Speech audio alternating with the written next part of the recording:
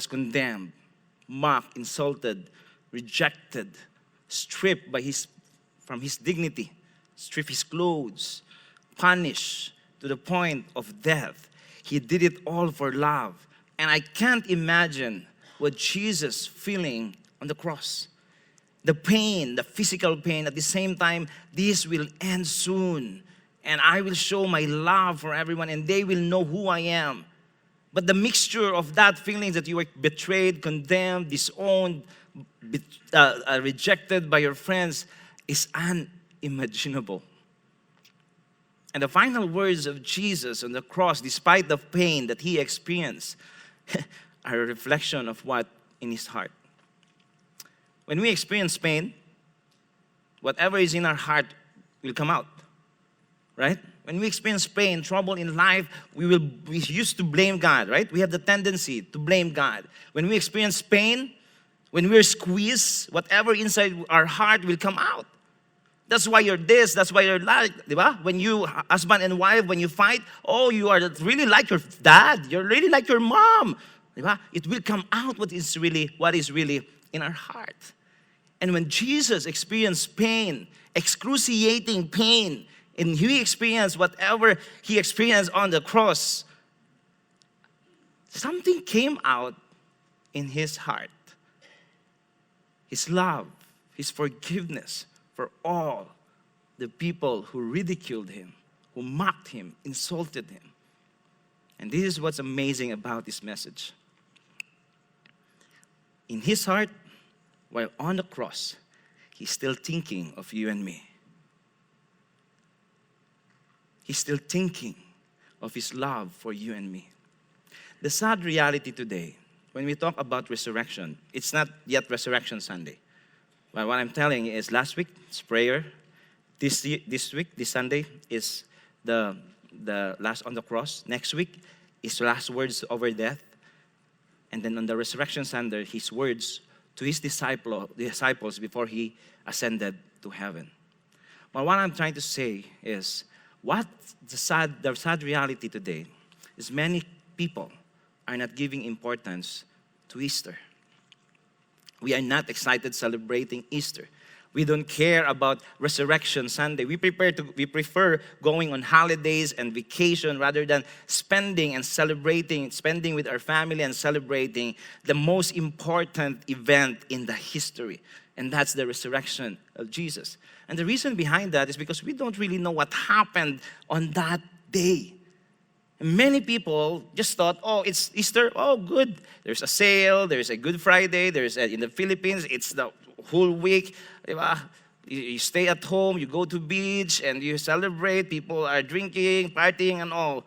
We don't really know what's going on.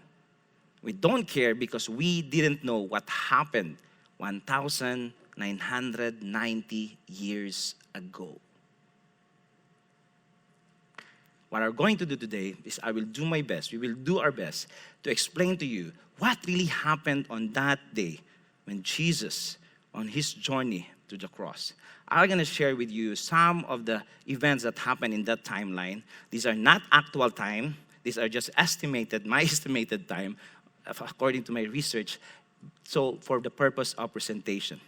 So last week we talked about Jesus, spent time with his disciples on the Last Supper, and then he shared some of his messages, comforting them about the Holy Spirit, and then on their way to Gethsemane, he prayed, right? And while they are there in Gethsemane, this is what happened. At 12 a.m., around midnight, Jesus arrested. Judas came along with the soldiers, Roman soldiers, and Peter pull his sword and then cut the ears of the soldier, right? Remember that? And then when Jesus arrested, he appeared to 3 illegal trials, and this is the trial for blasphemy. He appeared to the Jewish authorities for a religious trial on the ground that he claimed to be God. So he went to Annas. Annas is the former chief priest during the time. But Annas said, okay, I think we have a good reason to believe that this guy claimed to be God and we will persecute him. But Annas referred him, Jesus, to Caiaphas. And that is his son-in-law. That is the current high priest during the time. And after that, okay, I think we have a good reason that we have a good case here. Jesus will be persecuted. And that is illegal because you don't hold a court hearing during early in the morning. So they just want it fast so that he will be persecuted. And then he appeared before the Sanhedrins. And this is the Supreme Court of the Jews. These are the experts of the laws, the lawyers, and these people really know the Jewish law. And that is what Jesus went through. On that setting, they beat up Jesus. Oh, they said, hey, you think that you are the king of the Jews? You think that you are the Son of God? Let me put this on your head. Distribute that, share that with the people around. And this is just a replica. This is not the real one. The real one is the thorns, it's longer, bigger.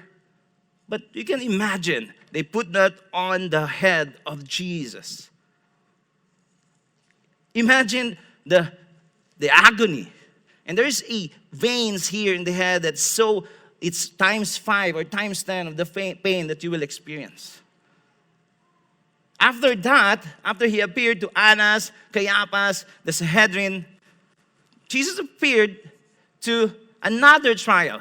And they said, okay, I think Jesus will not our case on the ground of blasphemy will not really push. Let's make a case on the ground of sedition. Let's appeal to Pilate so that Jesus will be executed. So they went to Pilate early in the morning.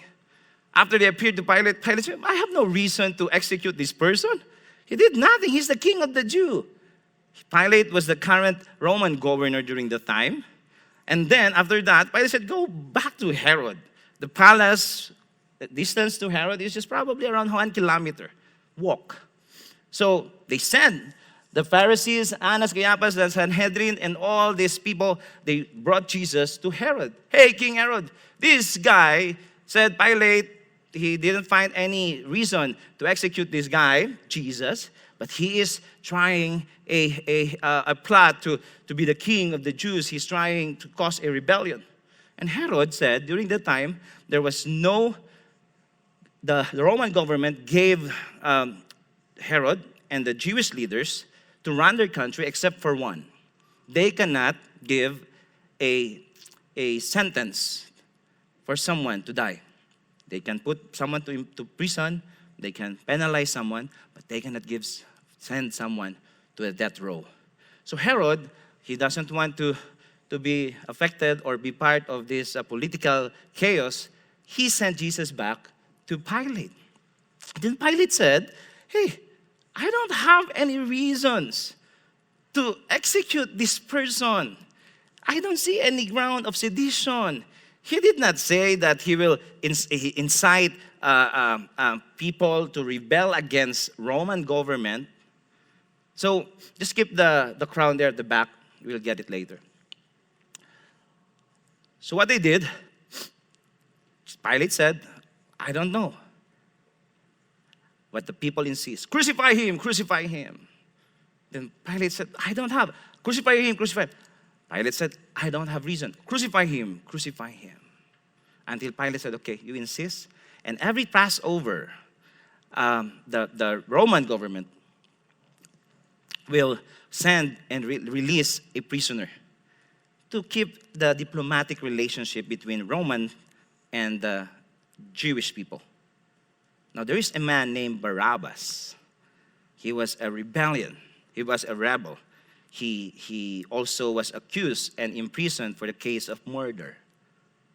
And what they did, okay, we cannot build our case on blasphemy. We cannot build our case on sedition. What about let's do this? Let's exchange prisoner. As per the power, people power. By power of the people, we want Barabbas to be released and Jesus to be crucified. And Pilate doesn't want to get involved in any political chaos, the same as Herod. He washed his hands and I said, okay, fine. Your wish is my command. He commanded, and the wife of Pilate even said that, hey, you have to wash your hands. I don't find any reason to execute this person. He's innocent. But Pilate said, okay, I'll wash my hand. He released Jesus. He's yours. Execute him. And according to Eusebius, he is a 4th century scholar, historian, Christian historian.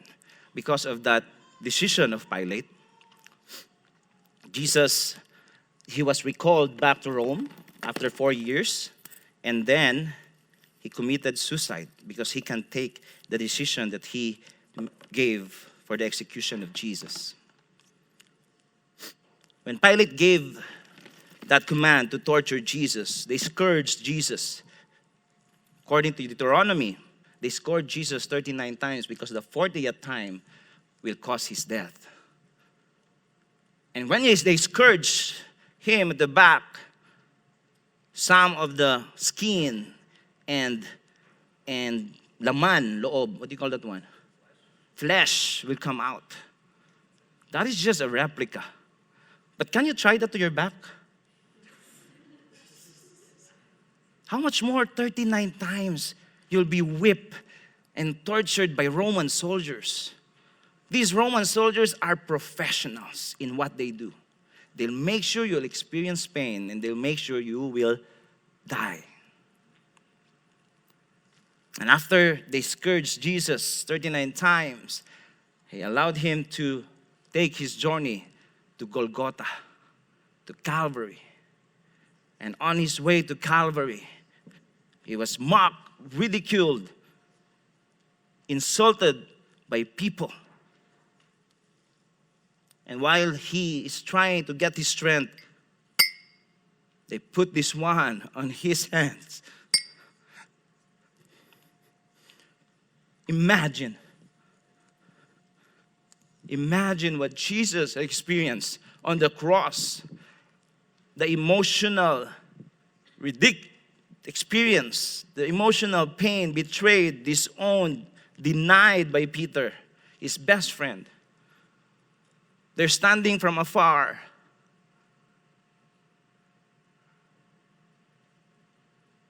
Imagine the physical pain that he experienced.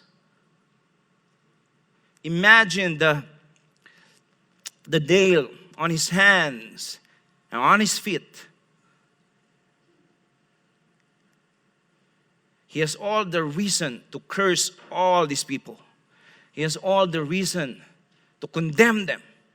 He has all the reason to call his Father, send the legions of angels and armies and kill each of them. I created each of these people, and now they are persecuting me. How dare you? After they put a crown, after they scourged him, after they put the nails, they erected the cross. And this is where we'll pick up our story. Now, Jesus was hanging on the cross. He experienced emotional pain, unimaginable emotional pain for the past 6 hours. And now he's hanging there around 9 a.m. Still people looking at him, mocking him. If you are Jesus, the Son of God, come on, do something. Can you imagine? He was thinking about some of his disciples. Peter was there. John was there. Mary was there. I thought you were God. I thought you're the Son of God. Now why you are there hanging? This is where we'll pick up our story. Luke 23, 32 to 43. While Jesus on the cross, 2 other men, both criminals, were also led out with him to be executed. The presence of 2 criminals besides on the right and the left on the cross of Jesus is to show and emphasize the humiliation of his crucifixion, the humiliation of his execution. That he is not an important person. He is one of the criminals. He is bad. They tried to rip him of his dignity. They tried to rip his clothes and rip his dignity to show to the people in Golgotha, in Calvary, that he is nothing but a criminal. That's why there are 2 criminals on both of his sides. Verse 33, when they came to the place called the Skull. The skull was mentioned by the 4 Gospels. And that is where Jesus really had his cross erected. A skull hill is also called Calvary or Calvaria in Latin. It's also called Golgotha in Greek. But it's skull in Aramaic. That is a place where public execution is done. That is where place where people who are sentenced to death, you will see them. You can smell evil there. You can smell bad things there. You can see, and the vibe of that place is just nothing but death. It's just outside the wall of Jerusalem. The 2 criminals standing or hanging on the cross with Jesus repeatedly mock him. We didn't see that here, but Matthew and Mark gave this more detail on this account. They said the rebels, the 2 criminals who were crucified with him, also heaped insults on him. Can you imagine that? The criminal hanging on the left and on the right of Jesus, they're catching their breath because of the weight. So the criminal would probably say, hey, Jesus, if you were really the Son of God, save yourself and save us. And then he will go back because if you're not really the Son of God, he's insulting Jesus. The other criminal did the same thing. Luke said only 1, but Matthew and Mark said the 2 are insulting Jesus. He didn't get enough of the emotional insults from his friends, from his loved ones, from the people he fed with fish and loaves of bread. But also the 2 criminals with him still insulting him. We'll skip the verse 32, 34. I'll go back to that later. And then the people who stood watching on the cross of Jesus, looking at him, they're not just watching. Matthew and Mark also gave more details about this. Look what they're doing. Those who passed by hurled insults at him, shaking their heads in mockery. While Jesus was being scourged, kicked, punched, beat up on the way to the skull, the people whom passing by is like, oh, I thought you're God. I thought who you claim to be. Now, look at yourself. They're shaking their heads in mockery. Mark, in his account, the people passing by shouted abuse. Whoo! Jesus, you're not God. You're pretending to be God. Look at you now. You're helpless. Poor guy. Shaking their heads in mockery. Look at you now. They yelled at him. You said you were going to destroy the temple and rebuild it in 3 days? Come on. Insult Jesus. These people probably recipient of the fish and loaves of bread.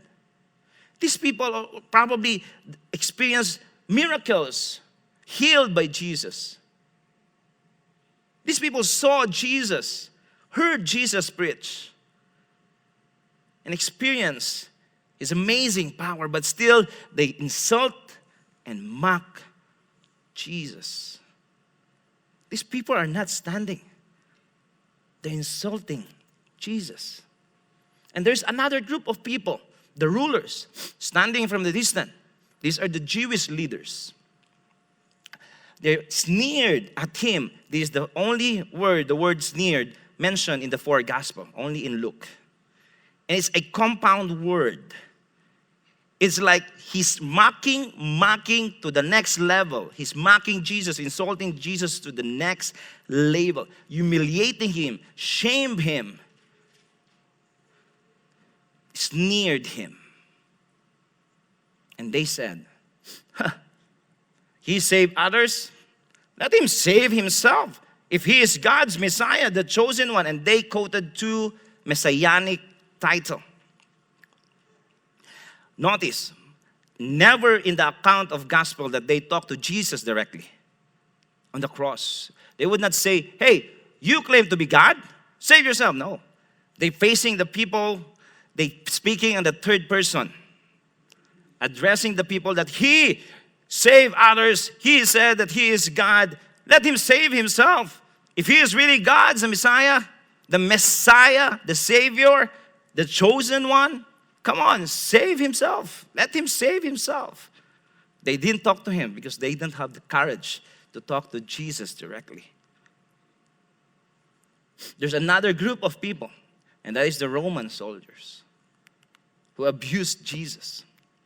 The soldiers also came up and mocked him. They offered him wine, vinegar.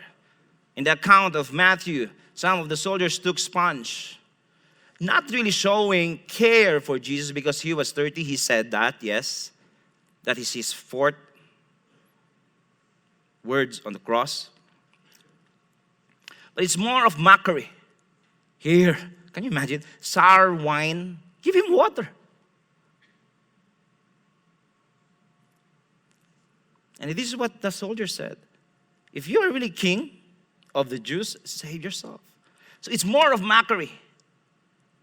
Hey, drink. Drink. If you're really a king of the Jews, save yourself.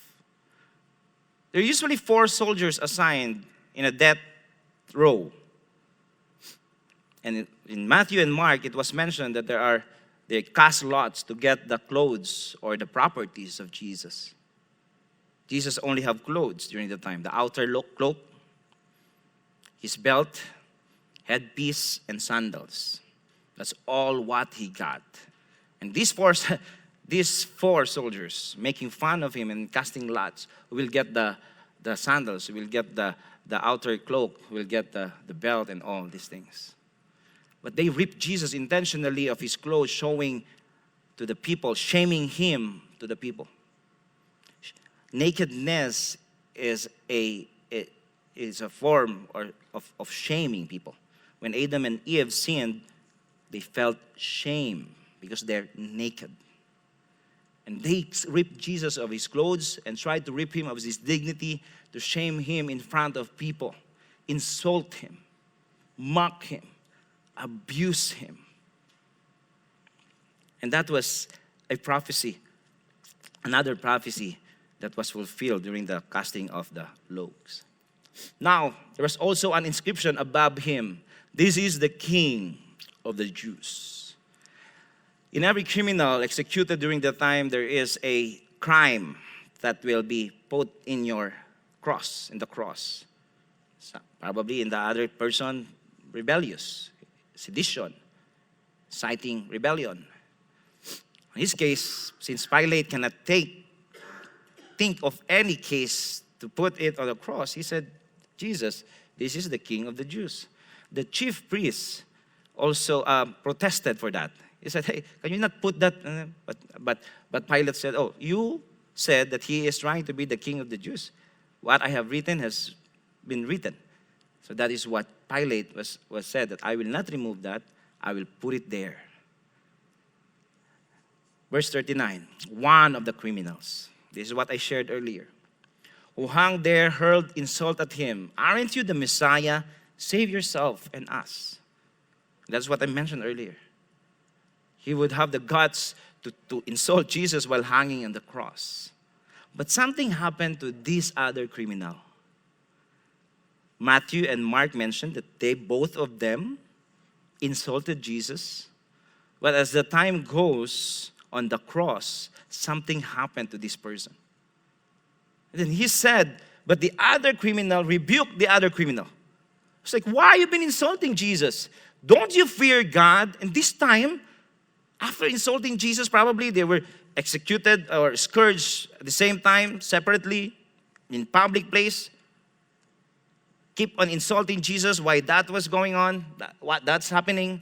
And while on the cross, he probably realized of all the pain, of all the mockery, of all the insult we throw at him, he never uttered a single word.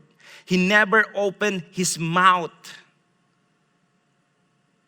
So probably this guy have some realization to the point that he rebuked the other person and said, hey, don't you fear God? Since you are under the same sentence, meaning you will die also with Jesus later. All the three of us will die. Can we stop insulting Jesus now? The three of us will die. We have the death sentence. He became aware of God and he feared God. And he continued and he said, we are punished justly. For we are getting what we did, but our deeds deserve. You and I are here for a reason. That person, acknowledged his sin. He said not, okay, it's justice served for us. But to this person, he said, this man has done nothing wrong. Aside from the fact that he is aware of the existence of God and feared God, acknowledged his helplessness and sinfulness, he also affirmed Jesus as Messiah and King. And after he uttered all those words to this person, the other side on the hill, he realized, Jesus, remember me when you come into your kingdom. He acknowledged Jesus. He didn't even say, this man didn't commit any sin. This man, unlike you and me, is innocent. And then after he realized all these things, he talked to Jesus. Not in an insulting way, but he said, Jesus, I know you're king. Please remember me when you come into your kingdom. He acknowledged Jesus as king. And he asked Jesus to help him. I'm helpless. I deserve death, Lord. But I know you are a king. And please help me. Remember me as you go to your kingdom. And Jesus answered, truly, meaning truly, because this is unbelievable. Jesus answered, truly, I say to you, today you will be with me in paradise. Jesus, hearing all those insults, hearing all those mockery, experiencing all the pain in his body, he dared to look at the guy and said, today you'll be with me in paradise. Paradise means it's the quality of life we receive here on earth. And the quality of the presence, in the presence of God for eternity. This is the second words of Jesus on the cross. Second phrase. The first one is this: Father, forgive them, for they do not know what they are doing. Amazing.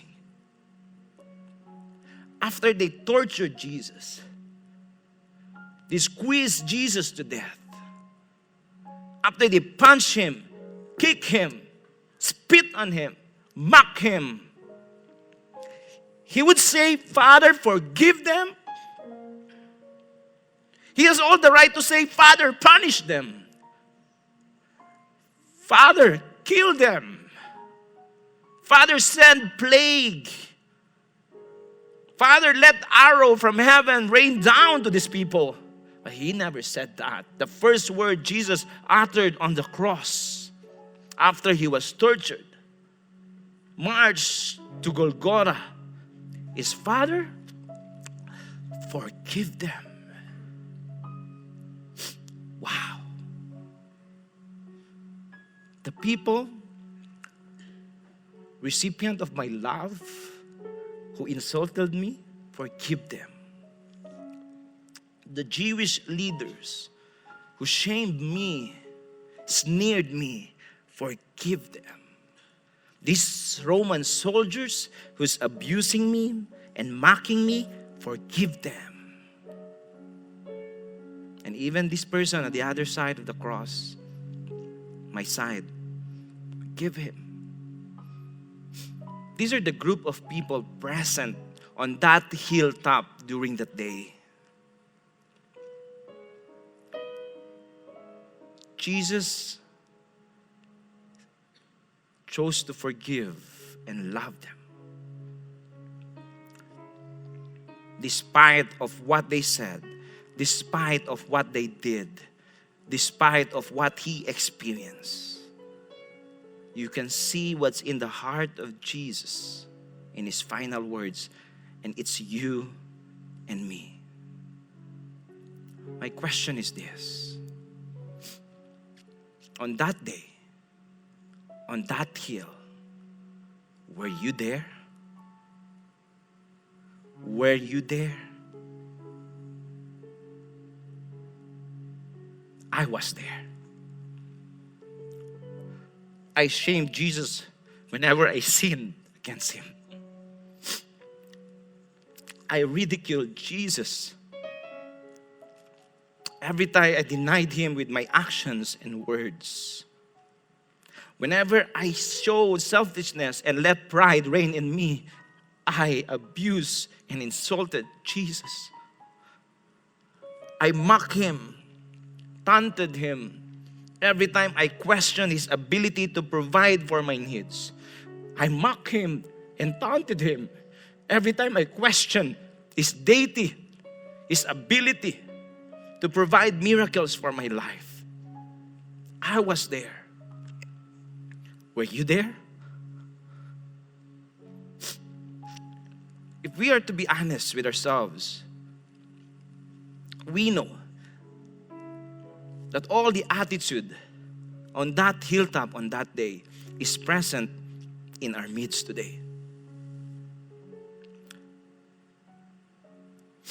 You and I have ridiculed Jesus. You and I have taunted him. You and I have mocked him, insulted him, shamed him, abused him of his love and grace for us. Jesus will love me anyway. I'll continue sinning. Jesus loves me anyway. I will abuse his grace. That's a lie. That's not true. And every time we do that, we erect the cross on that hilltop. Every time we sin, every time we rebel, every time we utter words and do actions against the will of God, we're putting the nails on the hands of Jesus, spitting at his cross. But despite of all our insults, Jesus would actively say, Father, forgive them. I love them. Even to the point of death on the cross. Were you there? My next question is, would you be these people?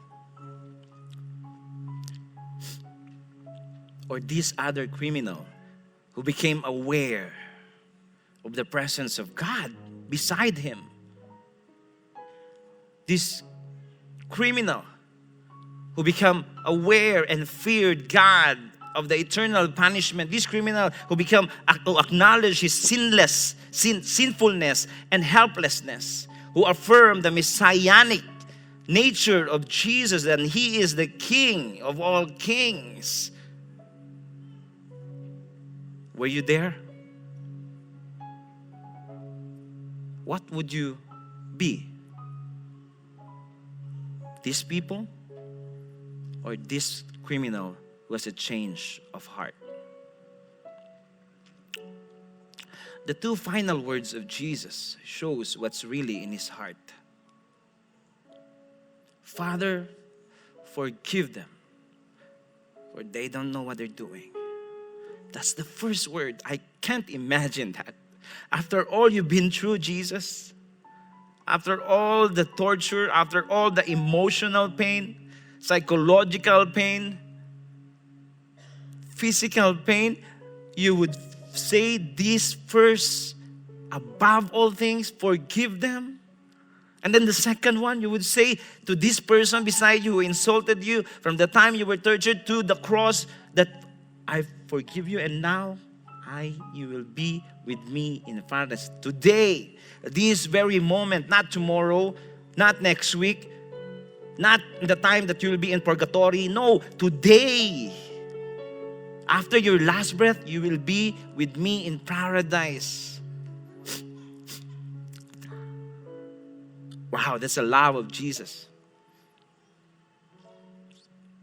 That's amazing love of Jesus for you and me. The last two words of Jesus shows what's really in His heart. And this shows comfort and sorrow for us. Sorrow because Christ experienced death in order for us to experience life. It is our sin that give Him or brought Him shame. It is comfort due to the fact that Jesus brought us to God through the cross.